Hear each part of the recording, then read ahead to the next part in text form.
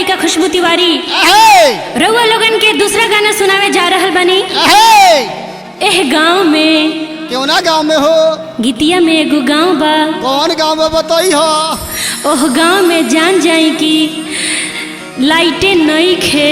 हाँ हमरा गाँव के जरिए ऐसनो गाँव बाकी जो में मोमबत्ती से काम होता। का कहिए उमेश जी, ओइजा दिया से मोमबत्ती से आहू से छोड़ दी तो ढिबरी से काम चलता। हाँ हाँ एगो और बात कहल चाहतनी का दियो के उतना जुगाड़ नहीं खे। काहे गरीब मैं डीलर तेल बेचे तरह सो। हाँ हाँ सब डीलर लोग तेल घोटाला कर देता। हाँ हाई वाला पंच बोली ना राउर देश से बाहर बका गौवा। हाँ हाँ बोली अरे रो गाँव से बाहर बका और गाँव का कहीं हम नेपाल के बॉर्डर पर के रहे वाला हैं। यही से 29 से खबर देवा तन की रोग बिजली के प्रॉब्लम को दिक्कत करी थी। आई हो दादा का भइल हो? ऐसन ऐसन बात बाकी हम कैसे बताई। अरे बात बता दी रंजीत बाबा से। बता दी का? हाँ बा बता दी। दुख कह दी का? कहो आई हो दादा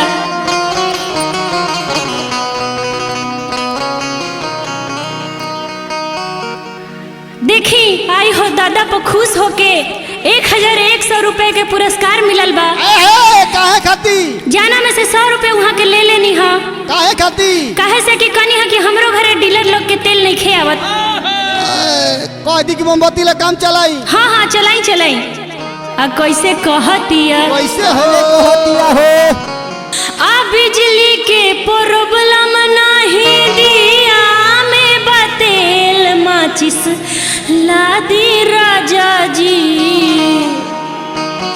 बड़ी प्यार से कहतिया कैसे हो? आ बिजली के प्रॉब्लम नहीं दिया में बतेल माचिस ला दी राजा जी। आ जब ना मनल हन त खिसिया के कहतिया कैसे आ बिजली के प्रॉब्लम नहीं दिया में बतेल माचिस ला दी राजा जी। माचिस ला दी राजा जी। मच्छर कटले बा मोटिन जाला दी राजा जी। मच्छर कटले बा मोटिन जाला दी राजा जी। मच्छर कटले बा मोटिन प्यार से बिजली के प्रॉब्लम नहीं दिया में बतेल माचिस ला दी राजा जी। बिजली के प्रॉब्लम नहीं दिया में बतेल माचिस ला दी राजा जी। माचिस ला दी राजा जी।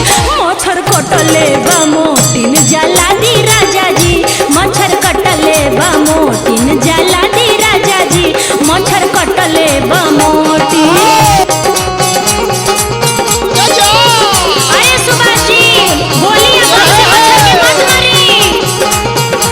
नहीं मोरी मछरवा करवा जतनवा कतनो मोरी ना मछरवा हो।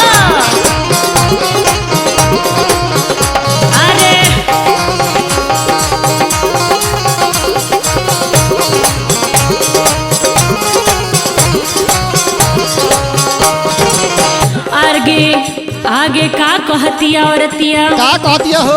अपन दुख रोवतिया आ कहतिया कैसे?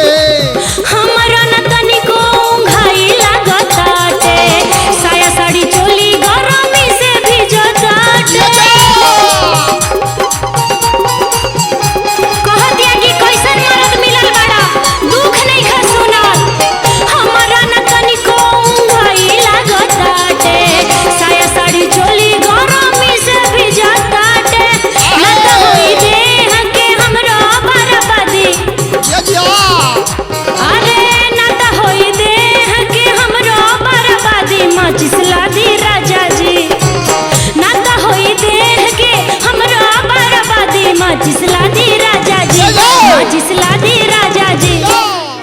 अरे उमेश जी रउए घर के बात हका जी। अरे मत कही, हमारे गांव के बगल में गो ऐसन गांव बाकी जना में लाइटे के प्रॉब्लम रहता हरदम 24 घंटा। अच्छा तो सुनी रितेश बाबा के मेहरानू का कहतड़ी? का कहतड़ी हो? मच्छर कटले बा मोटिन जला दी राजा जी। मच्छर कटले बा मोटिन जला दी राजा जी। मच्छर कटले बा मोटिन। सुनील बाबू ए रितेश बाबा बड़ी दुख के बात बा। अभी हमारे सैलरी नहीं मिलल यहाँ के कुछ लिया दी ताकि हम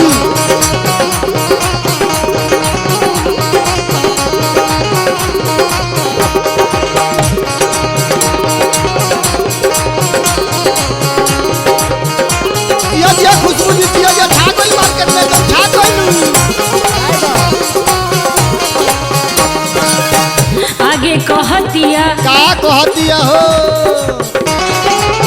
कहिले कहतानी मानेला ना बात हो रोज रोज दुखवे में कटे पिया रात हो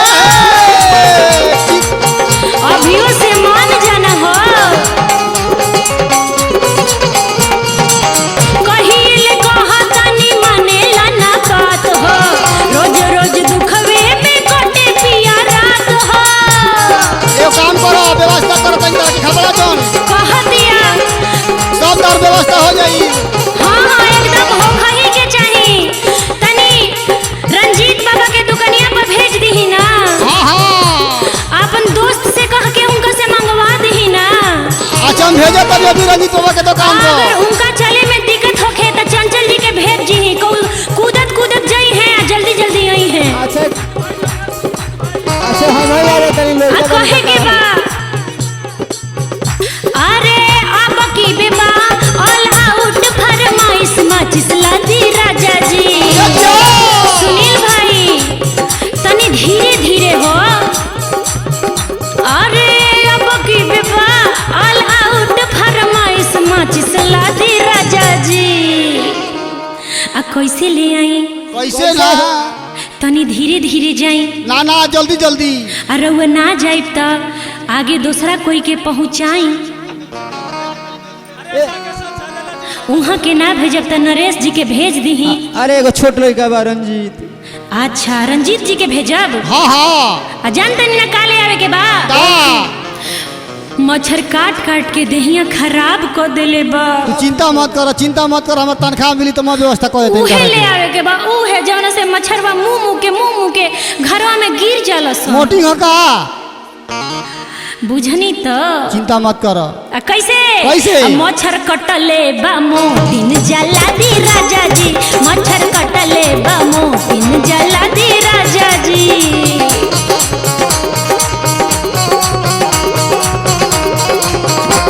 पैसा घरे ना दे पूरा पूरा तनख्वाह तेरा दोस्त में लगा दे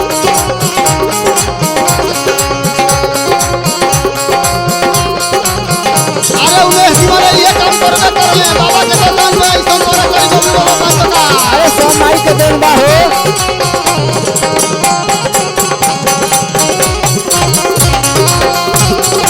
लगाई दी चलिया के हुक राजा जी जिया जिया चिंता मत करो जय हरिदेव बाबा जय हो आगे बढ़ुए यहाँ के तो हमार दुख समझते नहीं खी सुनील बाबू उमेश जी बोली का कहतनी अरे पप्पू जी पटना से आशीर्वाद भेजे बनी 1000 रुपया के। अच्छा हमारे तरफ से वहाँ के बहुत बहुत धन्यवाद बा आया सोनी सुमन आरा से भी भेज दिले बनी वो के कोरियर करके। वहाँ के भी हार्दिक अभिनंदन बा अच्छा अच्छा चलिए जागेश्वर झरेला की तरफ से 500 रुपया का पुरस्कार आयल बा। बहुत बहुत धन्यवाद हाँ, देखी ऐसे ना वहाँ के चली परेशानियों नहीं खी बुझत जी आहा कैसे बढ़ुए रितेश उमेश दूर कदी परेशानी कल हुए ले आदि राजा कीन मच्छरदानी चिंता मत कर कल सैलरी मिला तो हम का व्यवस्था कर हाँ हाँ एकदम अरे हमारे अरे जनता रितेश उमेश दूर कदी परेशानी कल हुए ले आदि राजा कीन के मच्छरदानी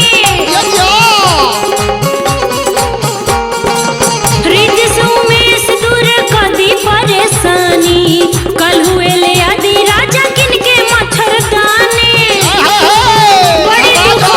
बड़ी दुख होता एह में हम और दूसरा के दोष ना दे हम उनके के दोष दे जिन हमार शादी करवैले बड़न आ ओइजे तोहरा के ले जाइबो जैसे घसीट के कोर्ट में कहब कि हमरा के बड़ी दुख दे दई नतिया तारा को ये शादी के अगुआ के रहे हाँ हाँ कहे नहीं औरतिया खिसिया दिया का कहती हो आ तनी प्यार से तनी गुस्सा में कैसे कहतिया कैसे कैसे खुशबू तिवारी से तू काहे कैला शादी बराबादी राजा जी तनी प्यार से बोलतिया कैसे कहती हो खुशबू तिवारी से तू काहे कैलो शादी हाँ बर्बादी राजा जी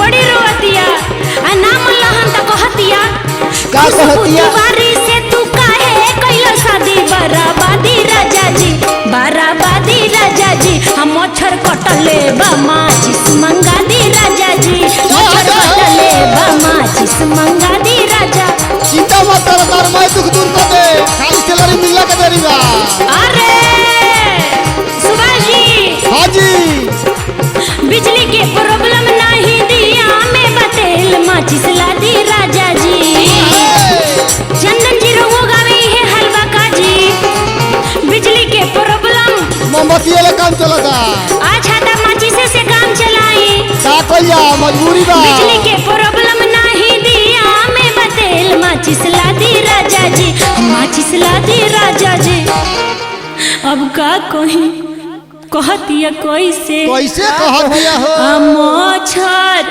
कटले बा ए रितेश बाबा ई दुख बर्दाश्त नहीं हो बड़ी दुख देला हो चिंता मत करो हम तार मैं भाग कुछ जाई नहीं होता आ ना मनबा त हम केसो कर देब ना केस मत करियो ढेर बोलत रहो कहे के बा आ मच्छर कटले बा माचिस मंगा दी राजा जी मच्छर कटले बा माचिस मंगा दी राजा जी ये चिंता मत करो हाय राम काटेला तो लाल हो जाला